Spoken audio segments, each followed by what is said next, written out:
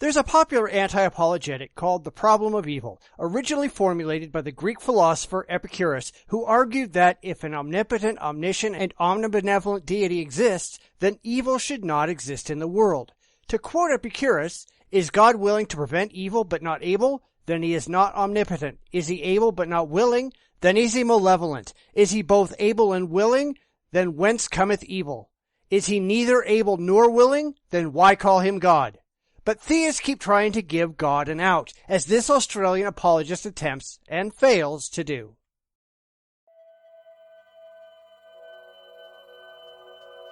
One of the biggest reasons people have a hard time believing in God is because they wonder, if God does exist, why do bad things happen? And that's one of the biggest misconceptions that people have, and why a lot of people turn to these ridiculous supernatural beliefs. They assume that if something happens, there has to be a reason for it, a higher purpose that causes events, good or bad, to occur. Nothing could be further from the truth. If you're walking down the street, minding your own business, and you get mugged, there is no higher purpose behind it. It just happened. Sure, you might have been doing something that contributed to the likelihood that you might get attacked. You might have been flashing cash around. You might have been talking about having a lot of money. You might have been walking down a dark alley. But beyond that, no imaginary person in the sky made you get mugged to teach you a lesson or anything of the sort. And it's absurd to pretend that's true. We live in a world full of hate, war, pain and disease. And there's so much suffering in the world on a global scale. And personally, we've all experienced loss and hurt in some way or another. And we've all found ourselves asking God, why? And even people who don't believe in God ask him why when something bad happens. No, we don't. That's like asking unicorns why, or leprechauns why. People who don't believe that God exists are not going to be asking something that they do not believe in questions. Stop being ridiculous. But let's be honest. One of the major causes of hate and pain and bloodshed in the world is religion. It's people with differing beliefs and imaginary friends beating and raping and killing each other because they all believe in the wrong nonsensical entity. The Crusades, ISIS, 9/11, Hindus murdering Muslims in Myanmar, the list is extremely long. A lot of religious peoples are just bundles of hate, denying marriage equality, racism, sexism, advocacy for slavery and genocide. The list is endless, and it isn't just today. If you go back to the religious books that these people hold dear, they're full of the same thing. It is inherent in the belief structure of most major world religions. So, why do bad things happen? God gives mankind free will. He gives people the ability to choose. He doesn't want us to be mindless robots that only know how to do good. But unfortunately, this free will has been abused, and mankind has been the cause for many worldwide problems. But of course, that's a problem. But it's a problem for theists more than anything else. They believe that God gave man free will, but then God actually punishes man for exercising his free will and doing something other than what God wanted man to do. That is, let's be honest, stupid. It's like telling your child, go ahead, go do whatever you want to do. You have free will and you're able to do anything that you feel like doing. And then when they do something you didn't want them to do, something that you never even defined for them, you just beat the crap out of them. You have to remember that from the very beginning, Adam and Eve had no clue what right and wrong were. They had not eaten from the tree of the knowledge of good and evil. There was no conceivable way that they could have known that disobeying God and doing what God didn't want them to do was wrong. It's just God setting up some invisible rules that nobody knows, then beating the crap out of people when they break them. Lady, your God is a serious dick. We hear about poverty and starvation and then blame God for not doing something about it. But actually, research tells us there's enough food on this planet to see every person fed in abundance. I'm not trying to make fun of world hunger. Matter of fact, I think I have the answer, because I spent a lot of time working it out. And if you want to stop world hunger, stop sending them food. Don't send these people another bite, folks. You want to send them something, you want to help, send them U-Hauls. Send them U-Hauls, some luggage, send them a guy out there that goes, hey, you know, We've been driving out here every day with your food for like the last, 30, 40 years. And we were driving out here today across the desert, and it occurred to us there wouldn't be world hunger if you people would live where the food is! You live in a desert! Understand that? You live in a fucking desert! Nothing grows out here! Nothing's gonna grow out here! You see this? Huh? See this? This is sand. Yeah. It's sand. You know it's gonna be 100 years from now, huh? It's gonna be sand! You live in a fucking desert! Get your kids, get your shit, we'll make one trip! We'll take you to where the food is! We have deserts in America, we just don't live in them, asshole! But also, there's enough money to see every person live a life of great wealth. It is a fact that there are more resources than we need, and yet we blame God for the bad stewardship of mankind. Exactly who's blaming God for anything? We don't believe God exists. If man makes mistakes, then it's entirely man's fault for making those mistakes. Nobody is blaming an imaginary man in the sky for mankind's mistakes. Well, nobody's sane at least. We also ask God, why is there war? And yet it's mankind who started wars, not God. Humanity makes a mess, creates tragedy, and then asks God why he let it happen. Again, no we don't. We don't talk to some fanciful figure or point fingers at fictional entities, and you wouldn't either if you were rational, but you're not. Instead, you're looking for reasons that things happen. You're looking for purpose in the world, that bad things happen for a good reason when that's almost never the case. When a tornado touches down and destroys a small town, that's not God. That's nature. Nature didn't intend anything.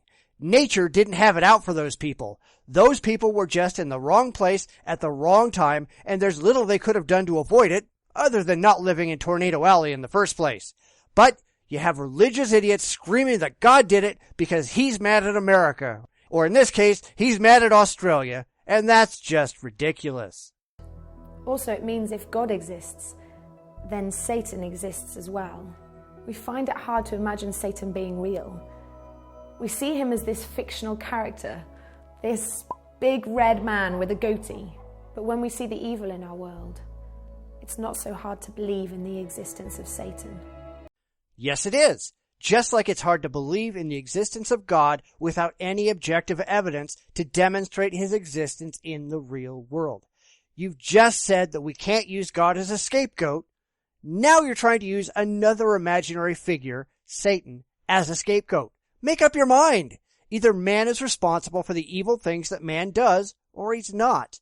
And let's pretend like you know anything about your own theology. If God created everything, and Christian belief holds that God created Satan and knows everything that will happen with perfect clarity, then God already knew that Satan would fall, would tempt Eve, would cause the downfall of man, that man would reject God and would sin, etc. So ultimately, God knew it would all happen and did it anyway. God is a dick. The Bible says that Satan wants to steal, kill, and destroy. Satan is the one who wants to bring pain and suffering into our lives, not God. You might be going through something right now that seems too much to bear. It's one of the greatest storms you've ever had to face. Let me tell you this, God did not send it your way. And in fact, he wants to help you. If God wants to help you out, why are you in this situation in the first place? I mean, this is God we're talking about. God can do anything and knows before you are born every single decision and every single situation that you will find yourself in. If God wants to help you, why does anything ever go wrong? And you can't argue free will because lots of stuff goes wrong that has nothing to do with individual choice. If you trip and fall down the stairs and break your leg, how is free will involved at all? Are we supposed to believe that someone chooses to fall down the stairs? That's stupid. Maybe God shouldn't have let the cat be there in the first place for you to trip over. Or maybe that would be interfering with the cat's free will. Who the hell knows? The ironic thing is, when something awful happens, we blame God and push him away, when actually, God is the very thing we need in that situation, the one who will comfort us and carry us through. So God is a dick. He allows bad things to happen, bad things he could have easily stopped from happening, just so that we want to get closer to God? Talk about an abusive relationship. That's like a man who beats his wife because he wants her to be better, and the wife who stays with her abusive husband because he really loves her. Seriously, do you Christians listen to yourselves? Picture this. A little girl is running in the park. She falls over, scrapes her knee and is bleeding. Her dad rushes over. He picks her up, wipes her wounds and comforts her. Was the pain she felt her fault? No. Was it her dad's fault? No. In her pain and confusion, she doesn't point her finger at her dad and ask, "Why did you let this happen?"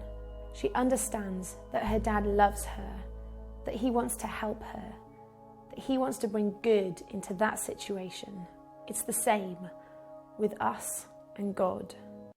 Except the little girl's father didn't set up reality. He isn't omniscient and omnipotent and couldn't possibly have stopped the fall from happening. But God can, at least according to traditional Christian theology. God can do anything.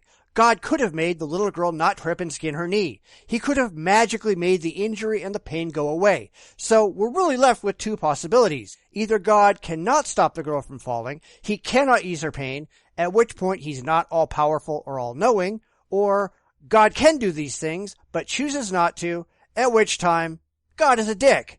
Pick one, Christians. You have no other options. Things happen to us that aren't our fault, and they aren't God's fault.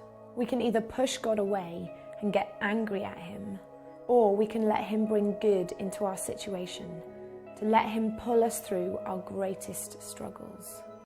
There are plenty of things that aren't our fault, and since there isn't any reason to think God exists, an imaginary man in the sky can't be at fault either.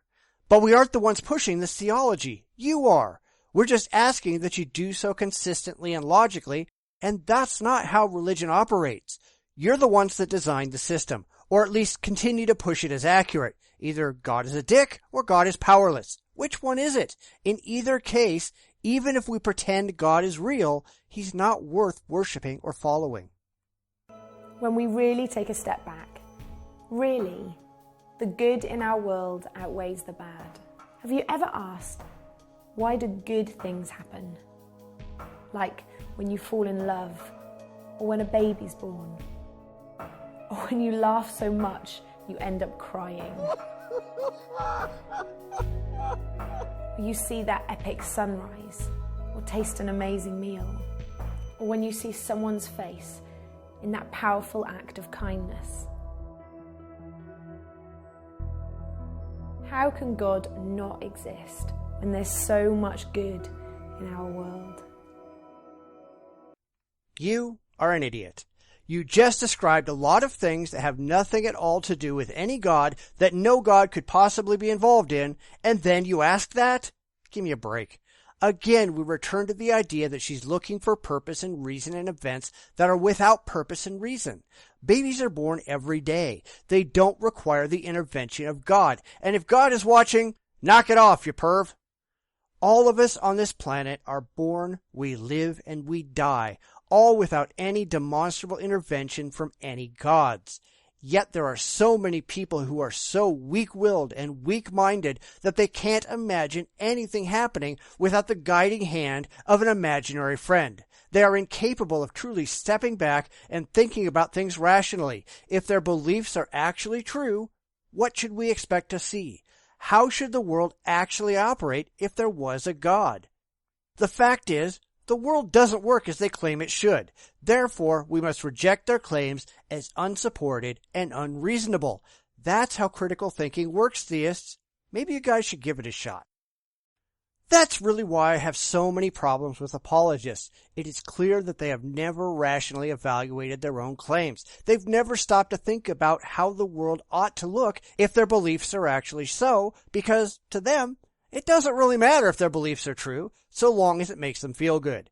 I can't tell you how many hours I've spent going around and around and around in circles with theists who can't consider the ramifications of their beliefs. They can only keep restating them over and over again.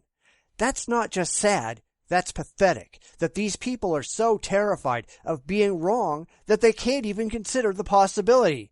But when you believe in imaginary friends, I guess you can't really expect more. Thanks for sticking around. I appreciate all of my fans, and I would love to have more. Like, subscribe, and share my videos far and wide, and if you have something to say, say it below. I interact with my fans daily. Let me know if you have any other reasonable length videos to take on, or if you have any topics of any kind that you'd like me to respond to in my Foundation series. Please let me know. I'll do my best to respond. So until next time, farewell.